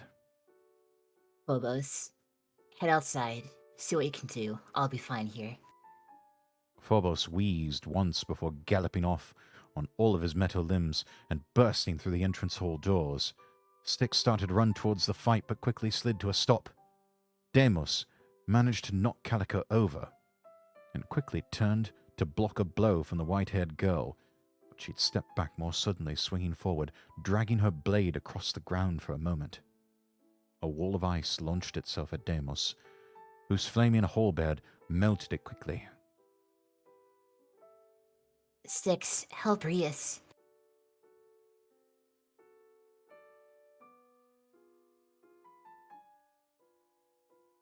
That's Demos. Oh. I only want the girl fallen. No one needs to die here. Styx hooked her scythe on the halberd and pulled Deimos towards her. In that pivotal moment, the girl, Rias, sprinted forward and drove her sword up through the Dark Saint's back. He yelled out, his ice spread from the wound, quickly encasing him. Rather quickly, Deimos became encased in the ice. Styx raised his scythe, folding the blade back and slamming Soulblight's bardish form against the Dark Saint, shattering him into pieces. Calico quickly ran over to Rias and grabbed her arm. We have to go. The icy swordswoman shrugged her off and ran for the entrance. Damn it. Calico hesitated. Morgan will catch up to her. As the adrenaline wore down, Styx fell down to her knees, Soulblight clattering to the floor next to her. Calico was next to her in a heartbeat. What the hell are you doing here, Styx? And what's the matter? Styx tried to stand, but started to keel over until Calico caught her. Tears flowed out of Styx's mismatched eyes. Styx, what's wrong? The Watcher gripped Calico's shirt, struggling for a moment to get her breathing under control. Zoe knows. She's lost her goddamn mind. Salem was right. Calico's heart sank.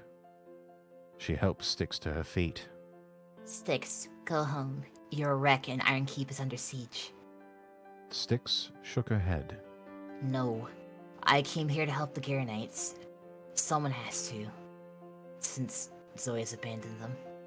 Styx picked up Soulblight and wiped the tears off her face. Who was that girl? Calico sighed. The Sword Saint, Rias. Eris's sister.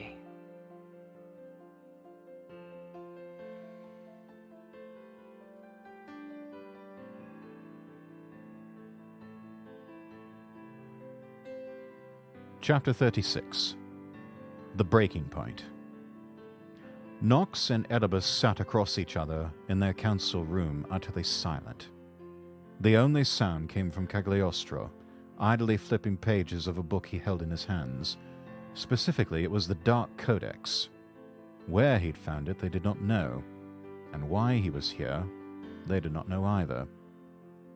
Occasionally, the masked and robed wisdom demon would chuckle. After what felt like an eternity, the doors of the chamber flew open before Mortis, whomst was guarding the door, was shoved aside and Ignis stepped inside. Despite the constant blaze covering his body, the ice block he held did not melt. He idly lobbed it onto the table, where it slid in front of the other two Dark Saints. Encased within was the robed head of Deimos, Saint of Wrath.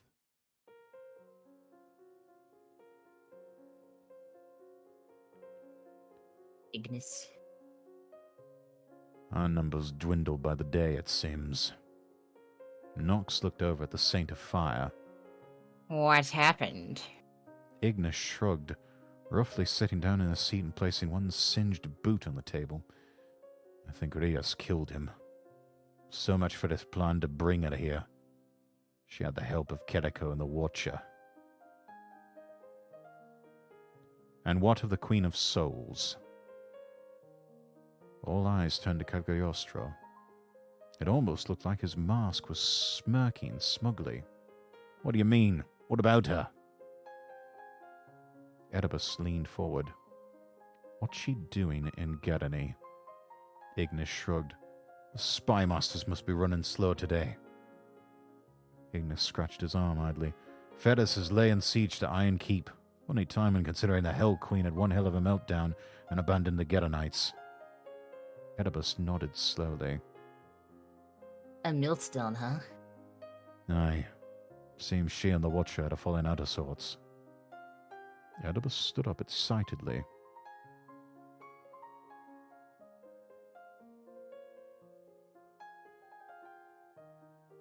Maybe we could use this to our advantage.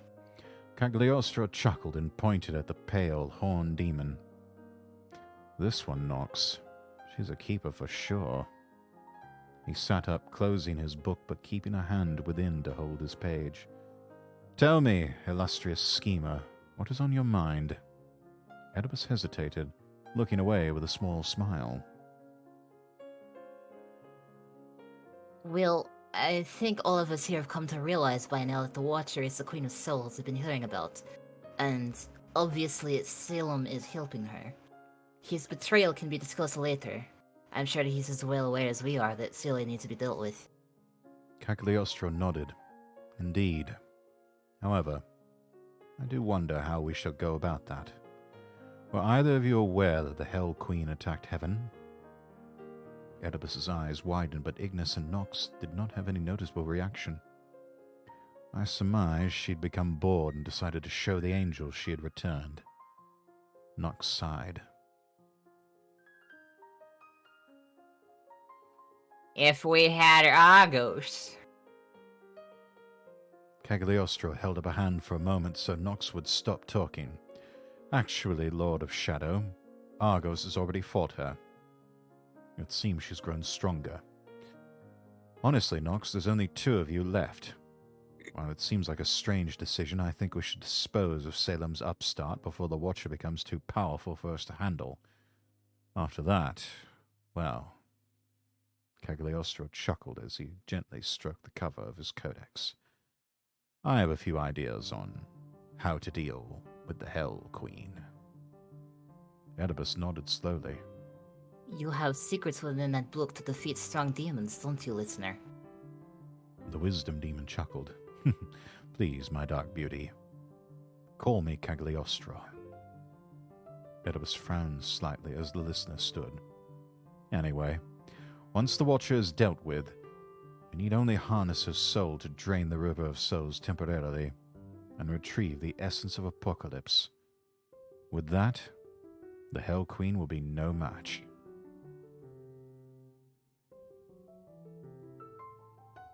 Oi, what do you mean by 2 dark saints? Am I not here? Cagliostro looked at him. Ignis recoiled slightly as the listener's wooden mask seemed to begin frowning with unending hatred. Tell me, Ignis, have you ever touched the River of Death? Ignis's eyes widened. Oedipus slowly turned to look at the flaming demon in shock. You're a spy. Ignis suddenly shoved his seat away from the table and bolted out the doors. Nox manifested his sword, and Oedipus summoned a purple orb into her hand. But Cagliostro raised a hand. Hold, friends. He flipped through the pages of his codex. My cousin tried to kill me with this book once. Emphasis on tried, of course. Now I will show you too the true power of the Dark Codex. He cleared his throat. Uriki til au riksuga. He promptly closed the book and chuckled. From dust thou came, to dust thou shalt return. While his expression was unknown beneath his smiling mask, Nox and Oedipus could sense that he was smiling for real. You may want to find a broom, Lord Nox. There's a pile of scorched ash awaiting outside. Oedipus slowly sat back down in her seat, visibly shaking slightly. Nox remained standing, death coil still gripped tightly in his bony knuckles. Something the matter, Lord Nox? The Lord of Shadow shook his head and slowly sat back down. Good. Then I think it's time we discuss what to do about the dwindling numbers of aides we have. Cagliostro chuckled as he indicated the empty room. I have a few ideas in mind. While Calico tried her hardest, she had inevitably lost Styx into the crowds of Gedonites fighting for their lives around Iron Keep. The Fallen had seen people in Styx's mental state before. She was not fit to fight, and if anything, seemed to be an unstoppable dive towards a mental collapse. Calico took a deep breath and took flight with her wings to stay above the hordes of Northmen, frantically searching for the gray-haired demon. Styx, where are you? Styx had almost made it to the front lines, despite being shoved and jostled by Gedonites, before a sudden nausea struck her and she stumbled into an empty hovel. She fell to her hands and knees as Soulblight clattered to the muddy floor next to her. She had become used to losing connections to souls extremely quickly. It was the mildest of sensations, utterly unnoticeable, unless she was specifically expecting it, probably because even in death, those souls joined the rest in her river. But this was different. She began choking and felt a burning feeling across her entire body for a few moments before the fit ended. Ignis was gone, his soul erased entirely. Tears came to her eyes, but she quickly wiped them away, shoving back to sit against the wall, holding her head. Why did it have to be me, Salem? There's no way I was your best choice. An intense headache struck her for a few seconds, and she gritted her teeth until the pain passed. The Watcher looked up as Phobos melted out of the shadows and clanked over to her. He lowered his head to her eye level, staring into the green and purple. There was a question in that gaze. I'm fine, Phobos. I just needed a moment to myself. The Saint of Fear suddenly extended a metal claw and clamped the sharp fingers around her head, but in a gentle and painless way. Her eyes rolled back into her head as Phobos took her into his dream realm. Because of what she knew about Phobos, she had certainly been expecting a nightmare. But what she saw was herself, sitting upon the obsidian throne, happy. She was laughing at something just out of her vision, but she couldn't turn to look at who it was. The dream shifted, showing Styx standing on a plateau in the mortal realm, overseeing the construction of a new city, a gigantic metropolis that somehow she knew would serve a dual purpose as both a new pact of peace and a place where angel, human, and demon could once again dwell together in harmony. She could feel her dream self holding someone's hand, and could sense others standing behind her. She heard a voice, and was able to turn her head to the right to see Phobos. He stood up to his full height and spoke, but the voice came from the demonic orb within the cage at his core, instead of his metal head. I am the Saint of Fear, but that does not mean nightmares are all I can show. I am a demon of the dream aspect. Phobos, you're not wheezing and, you know. A wheezy laugh emanated from the metal head as the core continued to speak. We are inside of your mind. Within your dreams, my queen. Dreams are my domain, where I may speak normally. Styx hesitated for a moment. Are you sure it's a dream? It feels more like a premonition or something. She turned her gaze back, watching the sunset, and the person to her left hold her hand tighter. But she could not turn her head that way. She gasped, feeling a hand on her shoulder, looking back at Phobos. The puppet had collapsed to the ground, and a shadowy silhouette of a man with pure white, pupilless eyes was standing next to her. It may seem that way, but everyone dreams differently. You dream vividly, my queen. That is something you seek to attain. You ask why Salem chose you, but this is part of why. Just like Salem, you want to see all of the wars and selfish conflicts between the realms end. The shadow silhouette turned its head towards the massive city. I failed the Hell Queen. She grew out of control and we were forced to overthrow her. I will not make the same mistake again. I want to see you succeed, Styx. Styx's eyes widened slightly. She clenched her Thank- fists and nodded. Thank you for putting your faith in me, Phobos. I think I'm okay now. The silhouette seemed to get sucked back into the metal puppet's cage before it had anchored its metal feet and swung back to a slouched standing position, lowering its head. Styx smiled softly as she patted its head. For a saint of fear, you sure like head pats. Vision became reality again, and Styx stood up unsteadily, but filled with more resolve. She picked up Soul Blight and unfurled the blade. Come on, let's save Iron Keep, then find Calico. Then help Calico find Rias. And that brings us to the 37th chapter, which we will pick up next week.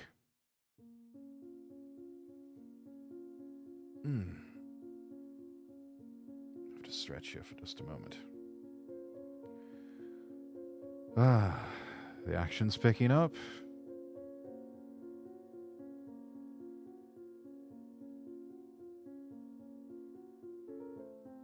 I really like this. This is good. It's a slow burn. I like it. I'm glad you do. Yes. No, this is really good.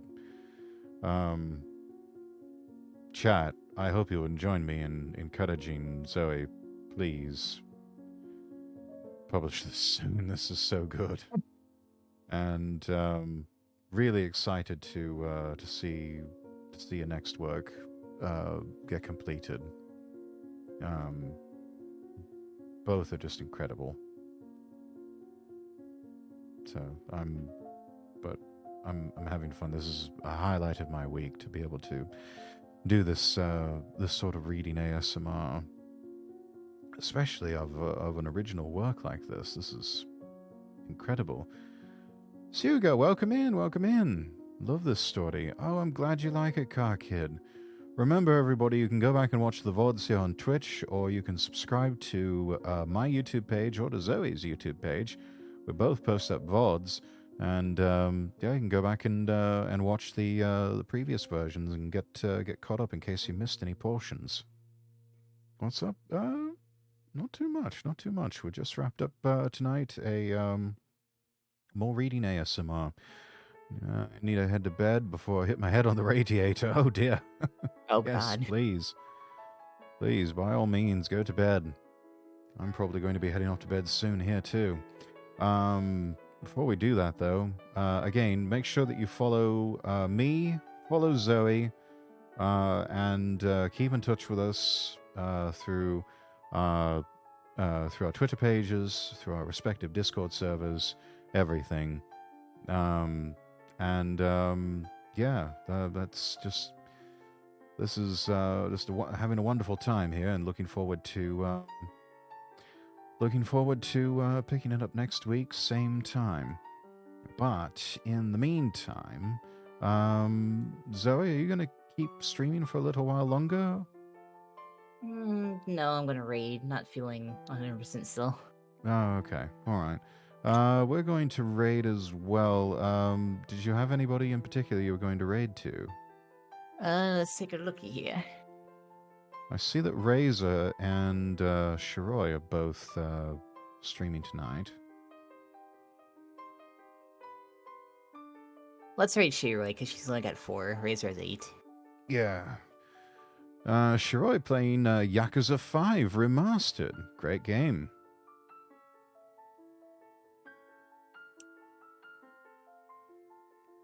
And your VDO just disappeared on me. That's because I closed that tab to open Twitch and look. Oops. Switch back over to your PNG here. There we are.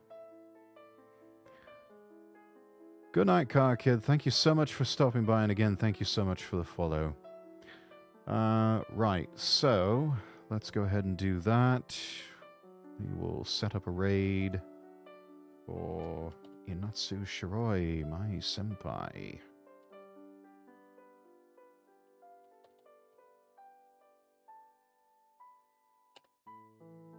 Okay, there we have that. Let me get the copy pasta ready for everybody. And I will see all of you Friday night for some live voice acting with my colleague, Nobuyuki Volpe. Until then, I'm Lord Rexworth, wishing you all the best, and God bless. I'll be seeing everyone tomorrow because it's when a new For Honor here comes out, the Rinjin Guard. Fantastic. Look forward to it, everybody. Good night.